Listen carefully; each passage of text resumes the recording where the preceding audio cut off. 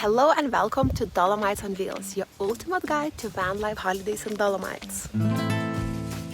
Now, let's face it, Dolomites is one of the most amazing destinations in Europe, but its popularity has come at a cost. Traditional holidays here can cost a small fortune, so I'm here to help you plan your trip making the most of what Dolomite has to offer without blowing up your budget. Too good to be true?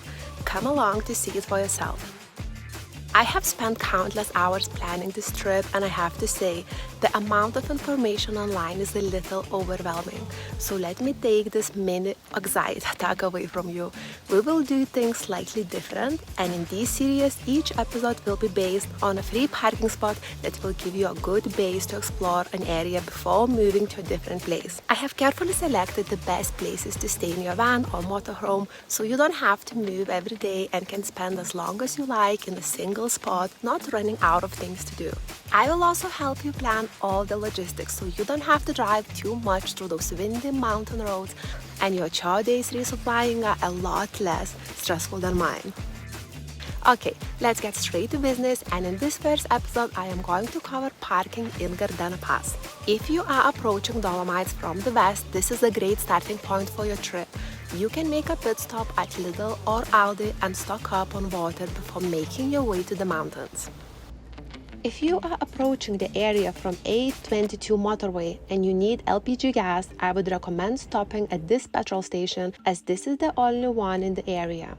Once you're in the Gardena Pass, there are several parking spots in the area, but this is by far the best one here. It's free, easily accessible, big gravel parking away from the road with stunning mountain views in all directions. It has a 5G signal, and during peak season you have access to toilets but no bins, so make sure to take your rubbish with you.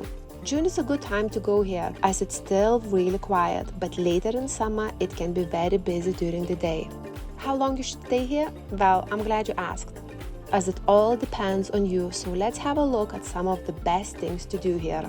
This area has a lot to offer for everyone, but the top of your list should be Via Ferrata Brigata Tridentina. This is a great Via Ferrata that starts 5 minutes from the parking and finishes 700 meters later at the Pisciadù Refugee. It's one of the most popular Via Ferratas in Dolomites, and you will quickly realize why. This is usually an all-day event, especially if you are stopping for a picnic at the refugee, so pack accordingly. But if this is your first day and you want an introduction to the mountains, there is an easier and shorter Via Ferrata called Gran Cir, 25 minutes up the hill. There is also a great sport climbing track nearby, but usually it's not in a condition until July. What's next? If you love hiking, there are several great hiking routes around, but I have to warn you, there is a lot of elevation involved. You can also visit the village of Corvara at the bottom of the valley for some shopping and good Italian coffee.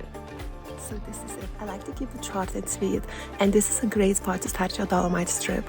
If you like to download a PDF, I have this in my blog post, and I will be linking this in the description below.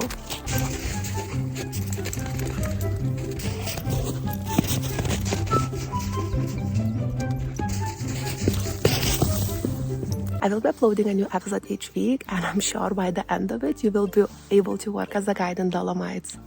Anyway, thank you so much for watching.